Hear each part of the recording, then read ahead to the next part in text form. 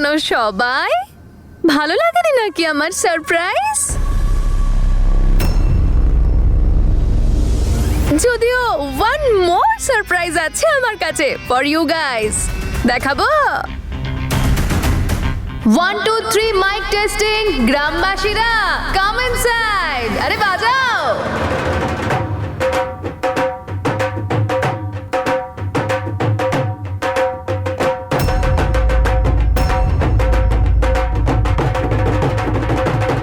ব্যাস ব্যাস ব্যাস ব্যাস। তাহলে কেমন লাগলো আমার দ্বিতীয় সারপ্রাইজ? আচ্ছা, তাহলে এই হলো আমার প্রিয় শ্বশুরবাড়ির লোকজন। অভিনন্দন দাদা, আপনি আপনার ছেলের তৃতীয়বার বিয়ে দিচ্ছেন। আপনি তো কাউকে জানতেই দিলেন না। দাদা, এগুলো হচ্ছেটা কি? পুরো গ্রামে আপনাকে নিয়ে চর্চা চলছে।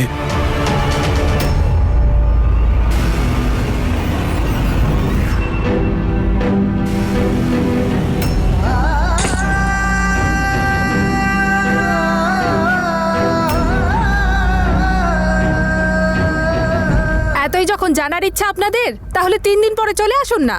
এই মহারানী খাওয়াবে আপনাদের 56 ভোগ। আর হ্যাঁ, নিজেদের সাধ্যের ব্যবস্থাটাও না করে আসবেন।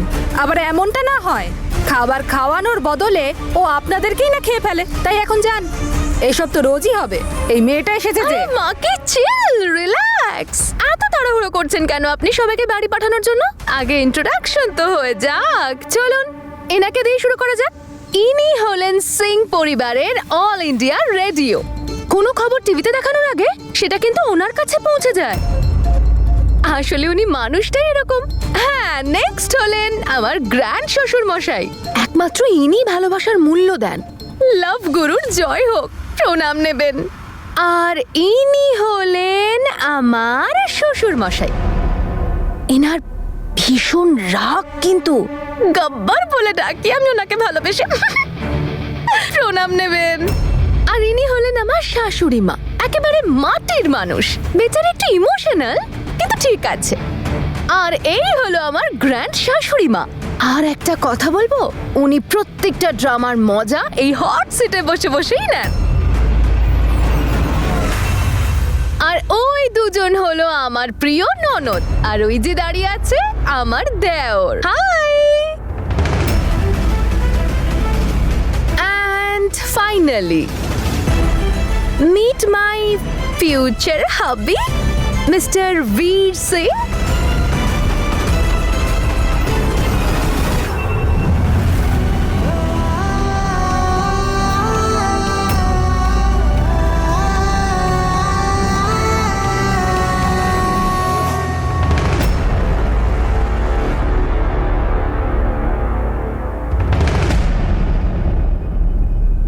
বসো বসো বসো বসো। কি হলো দাদা, নিয়ে আসুন। আরে ভাই, এদিকে এসো। নিয়ে এসো এদিকে, রাখো। এই তো দারুণ ব্যাপার।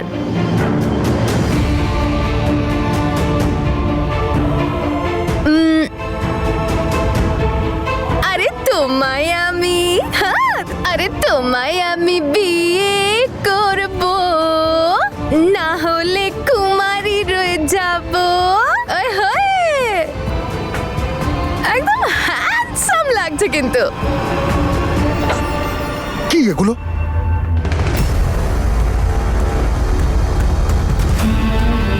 বন্ধ করো সব, আর বেরো এখান থেকে। চলো, যাও কি নিজের কাজ করো।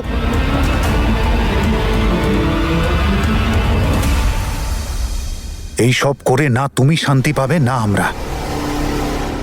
এই পরিবারের বউ হতে চাও না? তাহলে এসো, এসো শান্তিতে বসে কথা বলি, এসো। আরে বীর, হাতটা ছেড়ে দিও না, ভালো লাগছে, ধরে রাখো না। বীর তো পুলিশ স্টেশন গিয়ে সব দোষ নিজের ঘাড়ে নেবে বলেছিল, তাহলে ও জ্যাসমিনের কথা কেন শুনছে?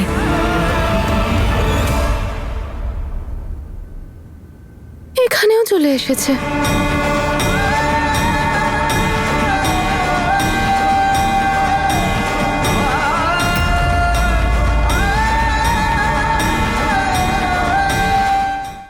আরে মালকিন, কি সৌভাগ্য আমার, আজ মালকিন এসেছেন এখানে। তনু মাতার জয়।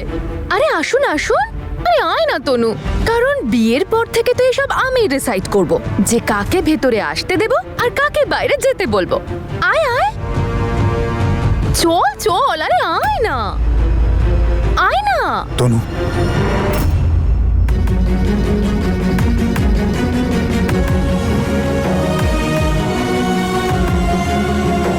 এবার হবে মজা। প্রেমিকাও আছে, প্রেমিকও আছে, বসন্ত এসে গেছে। আহা! আচ্ছা বাবা, আমি কি বলছিলাম, এবার কিন্তু আপনাকে গোটা বাড়ির ছবিগুলো বদলাতে হবে। গোটা সিং পরিবার থাকতে হবে তো ছবিগুলোতে। এবার আমি এই পরিবারের অফিসিয়াল বৌমা হতে চলেছি, আর তাও আবার রিয়েলে। সেই জন্য একটা বড় ফ্যামিলি ফটো কিন্তু থাকা উচিত।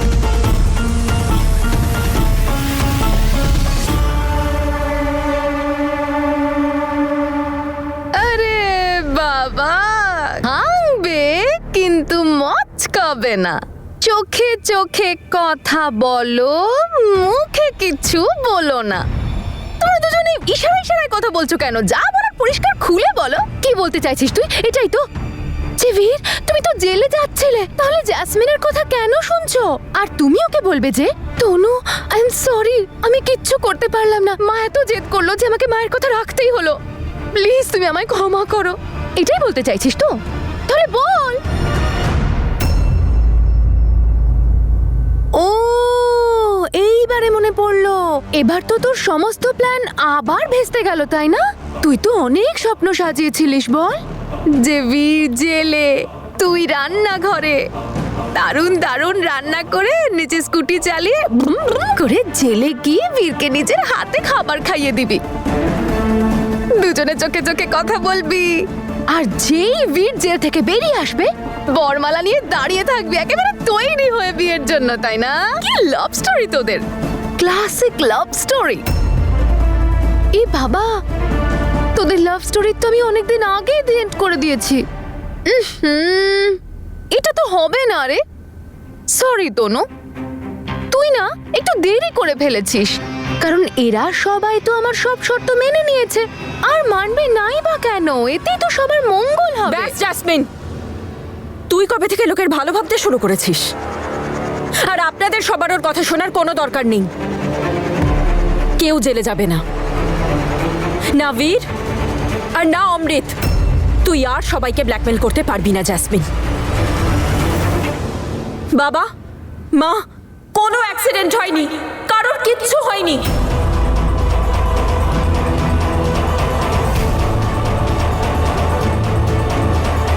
এই সব কিছুই জ্যাসমিনের সাজানো নাটক।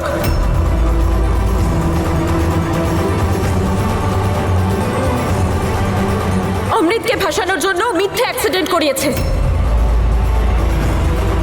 ওই সব মিথ্যে ছিল। অনেক হয়েছে জ্যাসমিন, এবার তোর খেলা শেষ।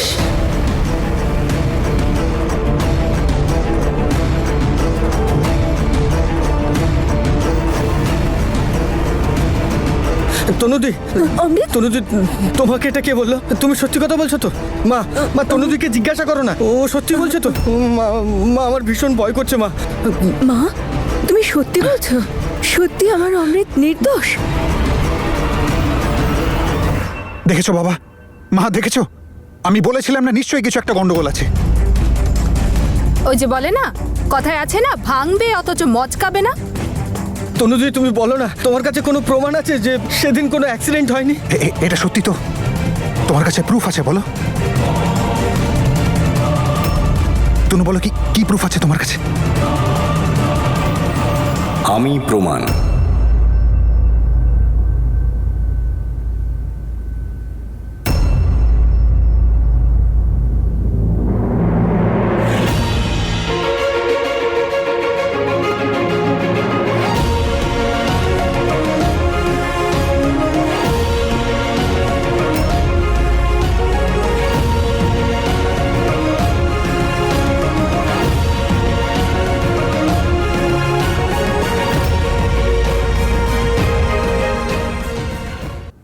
ওই অ্যাক্সিডেন্টের নকল ছিল বীর, কেউ মারা যায়নি।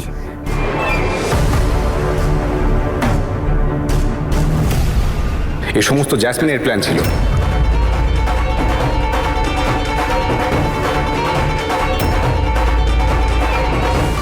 কি হলো জাসমিন, তোর সব কথা উবে গেল কেন? বল। বীর, পুলিশ স্টেশন গিয়ে আমরা একবার ইনফরমেশন নিয়ে নিই। আমার সম্পূর্ণ বিশ্বাস পুলিশ রেকর্ডসে কিচ্ছু পাওয়া যাবে না, কারণ না কোনো অ্যাক্সিডেন্ট হয়েছে আর না কারোর প্রাণ গেছে। তাহলে অমৃতের বিরুদ্ধে কোনো প্রুফ কি করে পাবো? ওর উপর কোনো চার্জ কি করে লাগবে?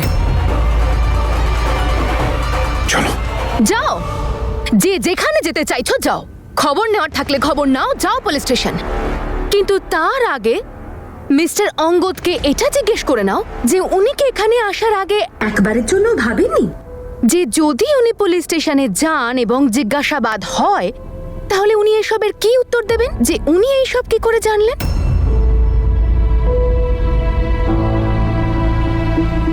বলুন অঙ্গদ বাবু। সত্যিটা বলে দেব, সাজাও মেনে নেব। এসব যা কিছু হয়েছে এতে আমি জ্যাসমিনকে সাহায্য করেছি।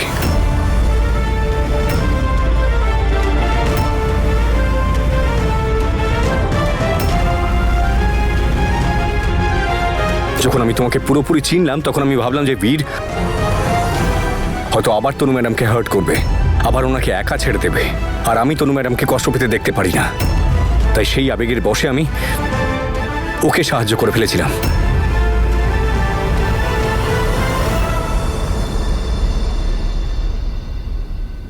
ও আমাকে বললো যে তোমায় একটা অ্যাক্সিডেন্টের নাটক করতে হবে। আমি কখনো কারুর অ্যাক্সিডেন্ট করতে চাইনি, কারুর কোনো ক্ষতি করতে চাইনি। শুধু ওই নকল অ্যাক্সিডেন্টের পরে থানা পুলিশ করতে ওকে সাহায্য করেছি। আমি 1 মিনিটের জন্য জানতাম না অমৃত যে ও তোকে ফাঁসাতে চাইছে, কিন্তু আজকে জানতে পারলাম যে ও মিথ্যে কথা বলেছে। আর যদি সত্যি বলে দিতাম আপনি থাকতেন আমার পাশে? থাকতেন না তো? অ্যান্ড ওয়াও, এত বড় একজন বিজনেসম্যান একটা 22 বছরের সরল সাদাসিধে মেয়ের কথায় রাজি হয়ে গেল। এই ভালোবাসাও মানুষকে দিয়ে কি কি করায়, তাই না? আর আপনার সত্যি মনে হলো যে আমি এত কষ্ট করে একটা নকল অ্যাক্সিডেন্ট করেছি?